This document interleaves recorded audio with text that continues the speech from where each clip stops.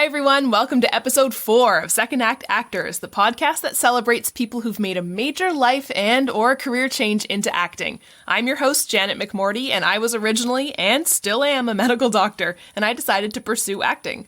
Today, my guest is Clement To. Clement is an engineer and tech guru turned actor, and we talk about everything from optimization to team sports to that kids' TV show Dexter's Lab. Remember that one? I hope you enjoy, and thanks for listening. Trigger warning, this episode contains references to severe depression. Please see the timestamps for when this part of our conversation occurs.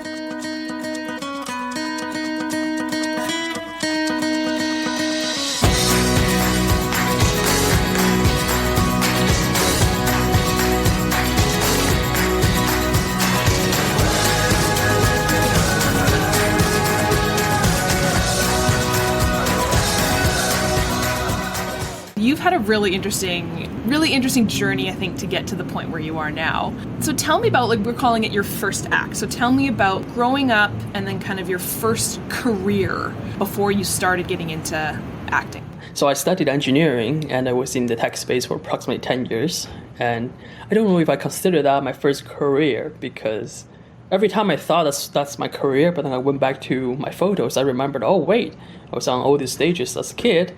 And my first summer job, first internship was actually where all my friends went to do research. I went to a production in China for 3 months when we're in this mountain. It's called the Hendian World Studio.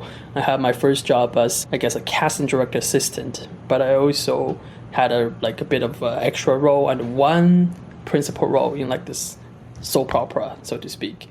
So that was actually my very first summer job. That was sort of me scratching my itch. Other than that, I was studying engineering for, should be 4 or 5 years, but really took me 7 years before I dropped out. And then I was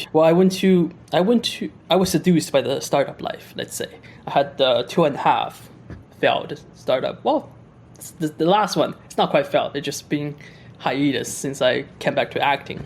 So I've also worked in tech company like AMD, which makes half of your probably CPUs and graphic cards. And yeah, that's I guess that's a bit of my life, my career before acting. And most of my friends today, I think, are still from the tech world. There's tech world. Maybe I have 3 group of friends now. I have a tech group of friends from the tech world startup. I have a group of friends from the Latin dance, Brazilian Zouk specifically. And then the third circle is my acting friends. When you were growing up, did you want to be an engineer? That's a good question. I think like most kids, I didn't know what I want. Growing up, what I really want to do when I'm growing up is Superman.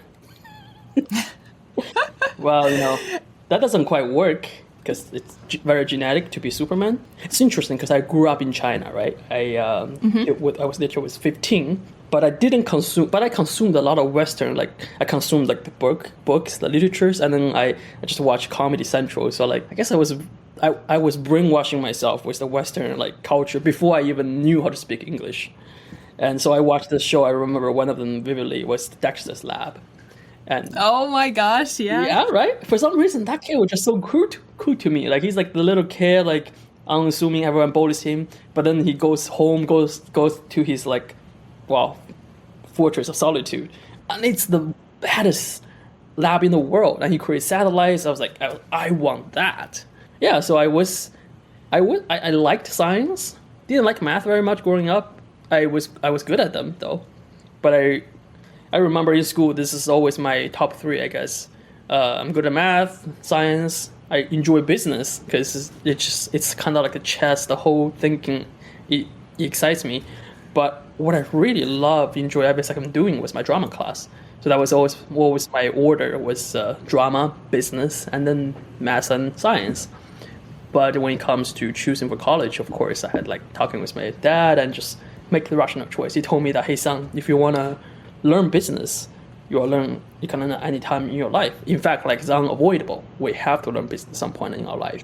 Math and science, if you don't study that in school, very few people will end up studying it on their own after school. He made a good point. So I went to engineering. Didn't think about acting because well, I just didn't see myself as compared to all my talented friends, not that good. My English is not that good. I don't have like the fluent local accent. And to me, it was just the logical part of my brain is like, there's no way. That's your second Superman dream. Like, just go be your Dexter. Like, and then we'll see how that goes. So that's what I ended up doing, trying to not be an actor for 10 years in my life. Were there pressures? Like, there's obviously pressure you put on yourself, kind of saying, oh, let's be the logical person. And the logical step would be go for the job that would provide monetary comfort and stability. That's the word I'm looking for. Was there pressure from anyone else, like pressure from your parents or anything like that? I think I'm really lucky. I have great parents. I mean, they have the usual amount of like parents, like generation gap, cultural gap, because immigrants, and the regular amount of nagging. But what I think is really rare, and I could never appreciate enough about my parents is, although they couldn't understand a lot of things I do, like what the decisions I made, although they disapprove, they verbalize that, but action-wise, they always supported me. And that's the best thing I could ever ask from a parent. I think that's rare, I find, from a lot of high-achieving, kind of analytical, right brain-minded people like yourself. I'm going to put myself in that category. I think it's probably rare. I mean, I had supportive parents too, but I think we're the rarity, to be honest. Kind of a lot of pressure to succeed. And I think even though we are part of that, millennial generation where we were lucky in that our parents said, yes, go do what you want to do. But I think there was a lot of kind of maybe unspoken pressure, I think. I don't know if you felt that, or for you just kind of put it on yourself. Oh, I definitely felt a lot of pressure. I'm trying to think how much of that was explicitly expressed by not just my immediate family, but the larger family, and how much I was putting myself. So, like, a little more background. Like, my dad has 3 brothers, so he's the eldest, and I'm the eldest among my cousins. So even in the extended family, and he's also the more successful one in the extended family, he's always trying to look out for other family members at large. And I guess in some degree, I felt that pressure on myself, just because like he's done such a great job taking care of this extended family. I feel like there's just a shoe that I couldn't fill. I feel maybe I'm not alone in this. Probably many children have, in one area or another, they see their parents in some way that they really admire, but it will be a hopeless game trying to fill that game. And to me, that's probably the filial duty. Like the term, the idea of filial, it's very important in the East. And I didn't even understand that or appreciate that growing up there as a kid. I really started learning so much about, I guess, Eastern culture after I came to Canada and looking from the outsider lens. It's weird. Like I was looking so much into the Western world when I was in China, but now that I'm here, I start understanding and looking more into like Eastern culture and world. And I had a better understanding of my own culture after I came here. Was there something that kind of triggered that, or was it? I know as we get older, we tend to want to look more at the origins of where we came from. I know I do personally, but was there something for you that kind of triggered it? Well, on one side, I always have this insatiable curiosity, and I really hated histories and geography when I was in high school because they just make me memorize things. At the time, I was struggling with English, so memorizing is no. But now, like, it's been so long since I've out of school. But you catch me, like, I watch history channels, I watch geography channels, like, I do this, I don't know how many, probably way too many hours a week than I care to admit. Like, I like these documentaries in nature, animal, geography, and history. I was like, why didn't I do this in school? So that part, just the curiosity, not just in my family history, like culture, but also just the history of humanity and the world.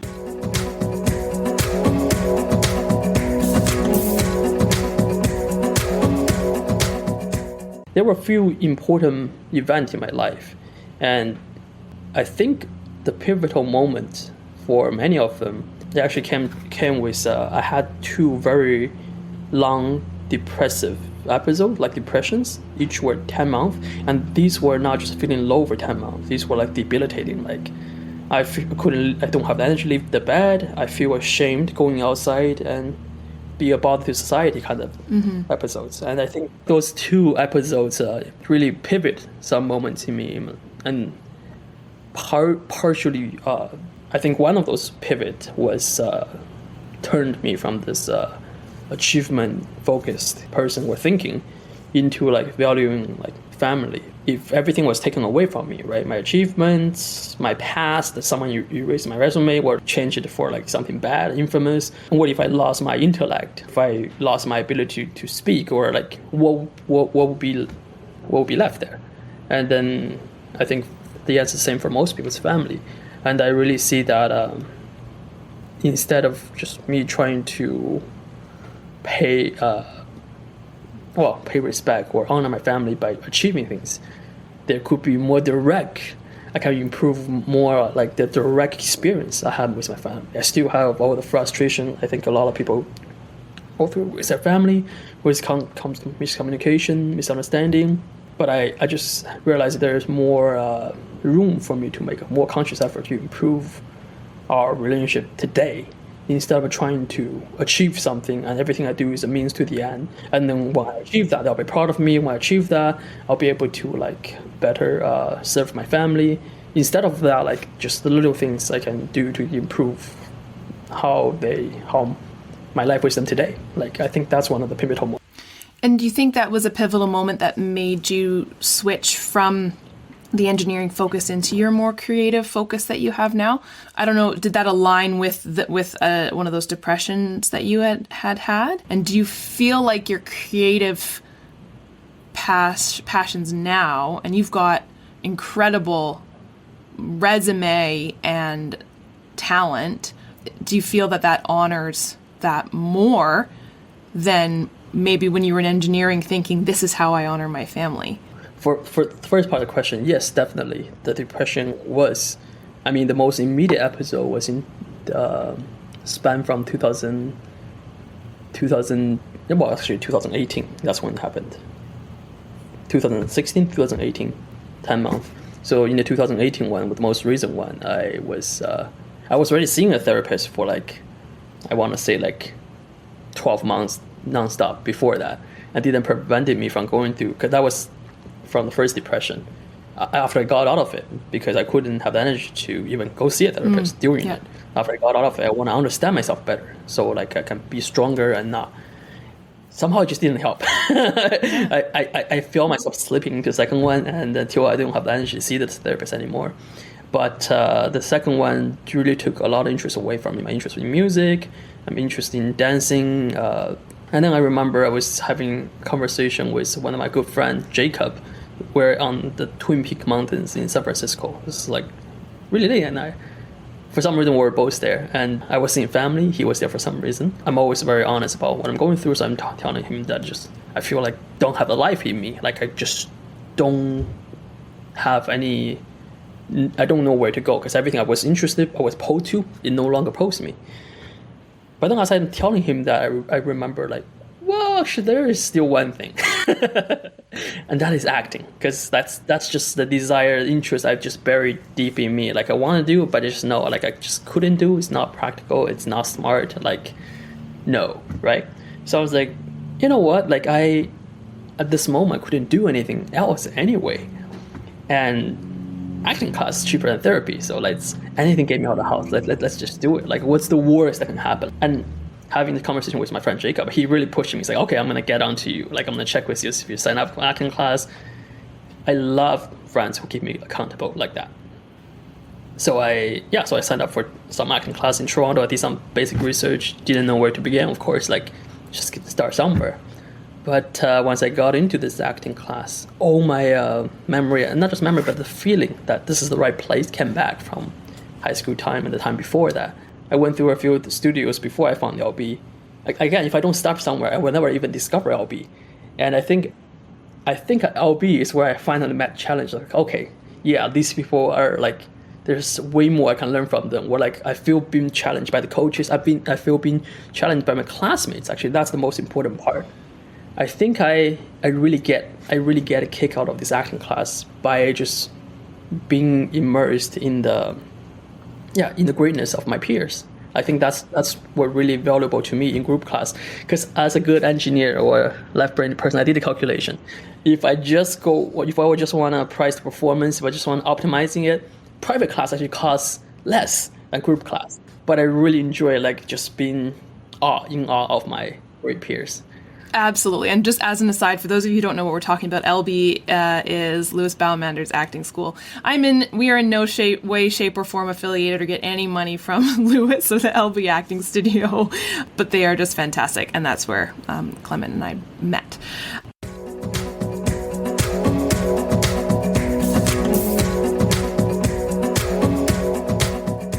I draw another analogy between the startup world and the acting world. I think you have to be crazy to do both. And you have to absolutely, like, you couldn't do anything else. That's why you're here. Like, you couldn't breathe another breath without doing startup or acting. That's why we're here. And this is, like, definitely not a sprint. It's a marathon.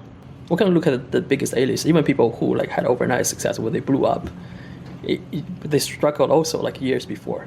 And they're likely to struggle, like, years later. In some way, we're also like stocks. Just because we go up now doesn't guarantee we're going to continue going up, or we have no idea where it's going to go tomorrow. So like almost in some way, almost doesn't matter like where we are in our career. The kind of like the feeling, the struggle we have, it's the same. Like regular people, they face like they have to look for a new job. Like, oh, if they got fired once a year or a few years. For us, that's just not a Tuesday. We apply jobs and we get rejected regularly on a basis, and we don't even hear feedback. This is our life. Like we have to be kind to each other, and more likely we're gonna end up creating something together instead of competing. Because this is industry, like this is expanding industry. Like in tech world, in many parts, it's a shrinking industry, especially in Canada. We think about aerospace and in our entertainment industry, it's an expanding industry, and we need to have more allies and we need to have more teammates, so we can elevate ourselves basically in this industry. It's not I think this is one of the things I really learned hard way in university. Remember that Dexter's lab? One miseducation I got from that is that you can do all that yourself. For the most part, I was able to manage to do almost most things in myself up to university. And that's when I really realized, like, doesn't matter how smart I am and how much I can do or how much I don't sleep. There's so little an individual can do. And that point was drilled in even more in the startup days and followed later. It's like we're never in a solo sports. Even athletes performing solo sports, they're not doing it on themselves. They need their nutritionist, they need a doctor, they need their coach, they even need their PR person. Like you can be the most amazing athletes, like remote part of the world. No one will know you exist. You won't even know the competition exists. You have to be able to get yourself to compete in the world stage. What we do here is so intangible. It's so subjective. Whether people like the way you sound, the way you look, the way you emote, the way you carry your body, like it's so hard. We all have our favorite celebrities and actors, and we don't really know that are they actually the best because we like them or because a lot of people seem to like them. It's so hard because we have such a different variable as human beings. That makes the team even more important. We need that immediate team of support if we want to compete in the higher games. That's what I firmly believe. And if we have allies, that's going to help us even further in this game. I think this applies to not just acting, not just entertainment industry. I think that's just how our world works. That's how our human society works. And I wish that's a lesson I learned much earlier on. The very first thing we have to learn is it doesn't matter how powerful or smart an individual gets. Humans, we don't play solo sports. We're always competing in a team sports. Was there a time when you realized how important that was? Well, I think I started realizing at university, and I still haven't finished the transition. Because just like how I do did in my startup, or even now, like I volunteer at this neighborhood association, being their, like, I guess their communication director or tech person. It's really glorified the internal IT guy. Whenever I'm doing something, like I think that trusting someone else to do it, that's still the hard part in me. And it's not like I trust people, like I trust they're good, and it's just that whenever they do something that's not quite to my high standard, or like I know there's an easier way, efficient way to do it. It's just sometimes I feel like instead of training them, I might as well do it myself and that kind of thing. And I just don't trust them to do it as good of a job. I even have that same feeling when it comes to plumbing and electricity and even my cars, because I have had bad experience of people messing them up. And I was like, why do I bother to go to them? I could just do a better job myself. So, but it's that part I'm still working with. I need to be able to learn to delegate and trust. I'm still learning to this day. I don't think I fully transitioned that. Everything that you do extremely well and to a high level. There's no half-assing. The thought would be, why half-ass something when it's yours? You have to go full out. Do a good job, work hard, never like only paint half of a room, paint the whole room. So to have people who say, I'm just going to paint half the room. For me, at least, I'm with you 100%, and it's something that I struggle with. I struggle to delegate for those exact reasons. Well, if I just wanted it done right, I'd just do it myself. And like exactly what you're saying, it's so hard because now I'm expending energy I'm diffusing my energy around everywhere when I could just be concentrating it on what I actually need to concentrate on. I see that in every part of my life. Like my brain is a non-stop optimizer. So sometimes I'm just like, you know what, go watch some history channel, go do this, because there's very little you can optimize in there. Because otherwise, I would just be looking at that, it's like, that can be better. It's like OCD level of optimization. Do you think that helps you or hinders you or both in acting? Both. It's the same thing with ADHD. Yeah. Like, I think society, there's so much about our psyche that we don't understand. Like our view on things constantly flipping. I'm in a way I'm grateful. I didn't realize that I had ADHD until I was about 27. Well, what I had was ADHD. Let's put it that way, because I never really see it as a debilitating disease or like whatever they call that syndrome. I just thought that's always part of me that's unique. Yeah. Like people call me a little monkey or like whatever. Like, so I learned to work with it, and because of that, I was. When people switching their attention, whole different things, they get stressed. I get excited. Yeah. That's what I need, stimulation. So I was able to do those things. There's tasks and the ways that I do things. I wouldn't be able to do it without ADHD. Right. But just the things that we have to learn how to, we learn the trade-off with anything we were given, just like the optimization. Mm-hmm. To many people, intellects, optimization, usually it's a talent. It's something people thought after, treats. But you probably felt this in our space, arts. We get told this all the time. Oh, you're too left. You're analyzing too much. You're left braining. You are like. I can hear Lewis saying, "You're too logical. You're too logical." You're too logical, intellectual. Like it was like, we were almost meant to feel ashamed of our intellect. We're like that. Lewis never makes anyone feel shame, but he can spot it in your eyes. The logic. And I remember him saying to me once, and this again over Zoom, I can see in your eyes the text analysis and you analyzing everything that's coming through. He's like, just forget about it. I'm like, well, I can't. That's just how my brain works.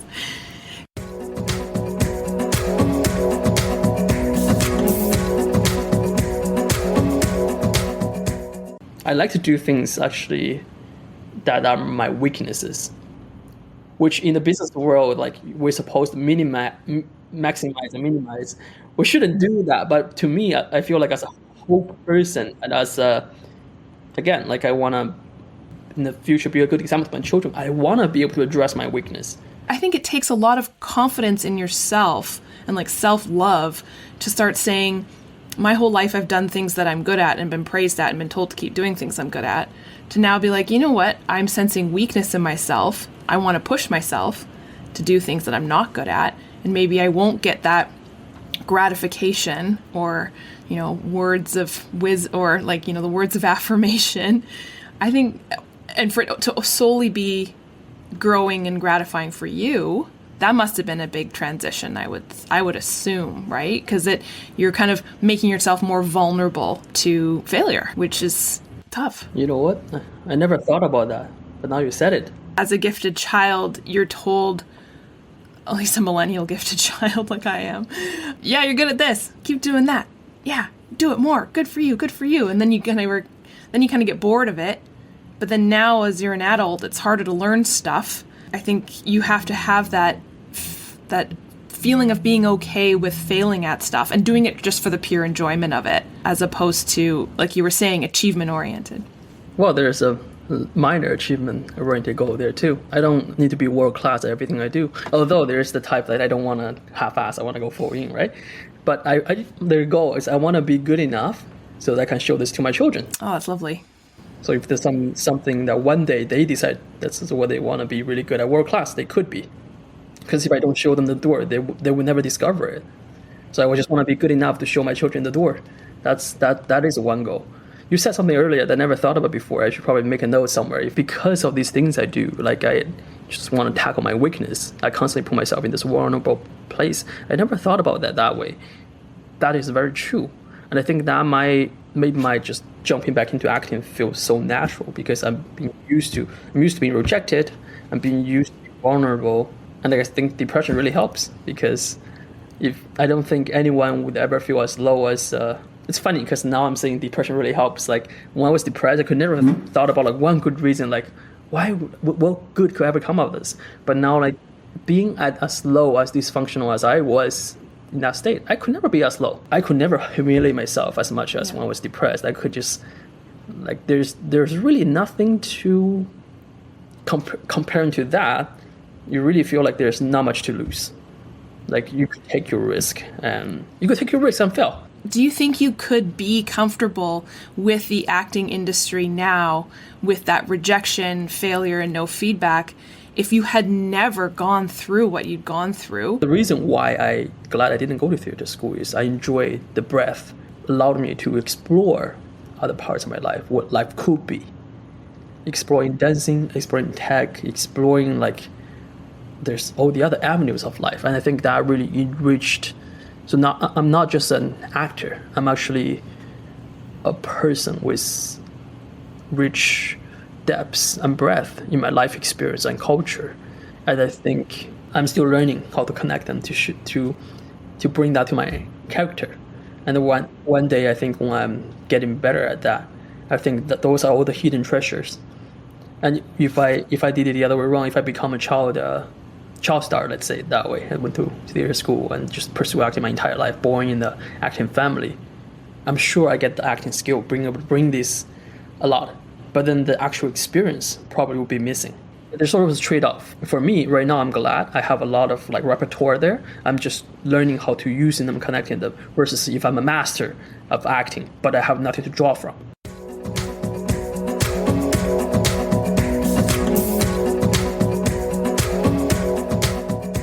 Give me a crazy, funny, or memorable on-set story. Crazy, funny.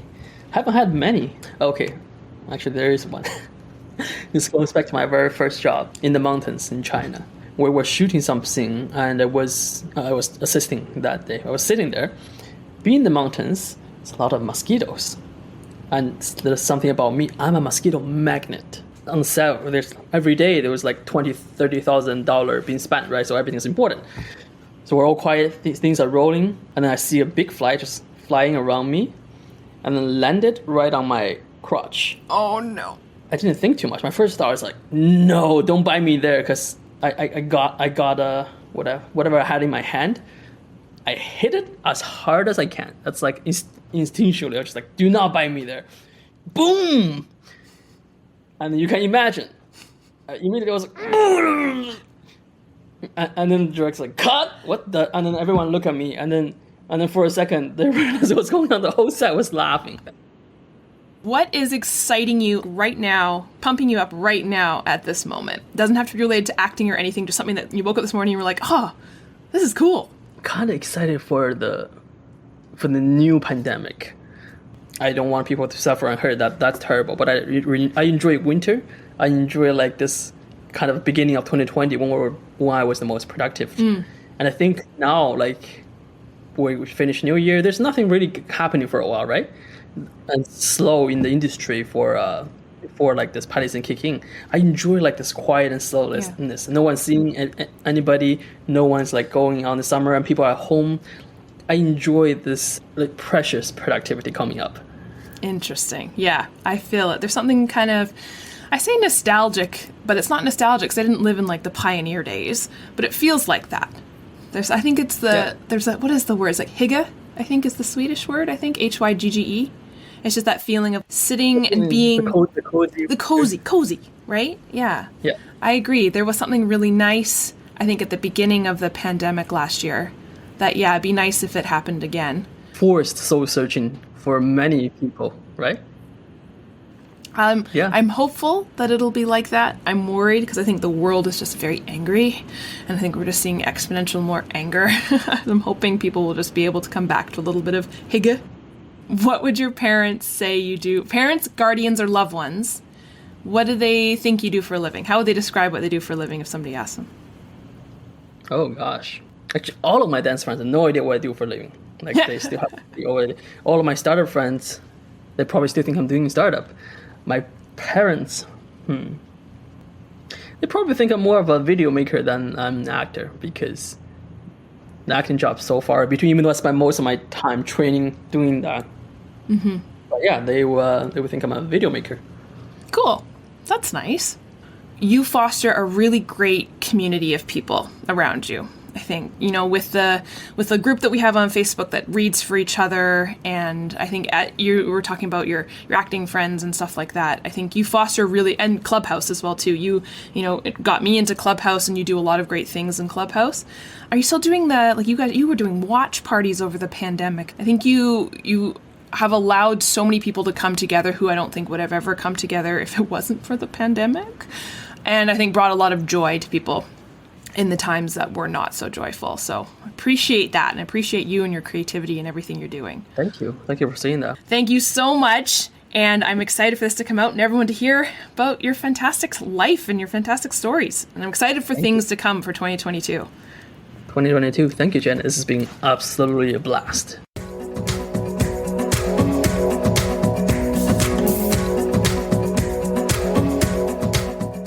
Thank you for tuning into our conversation, and thank you, Clement, for being my guest this week. I love your solo versus team sports analogy. I think it really helps drive home how important and fun, honestly, it is to build a solid network of connections and support in the film industry.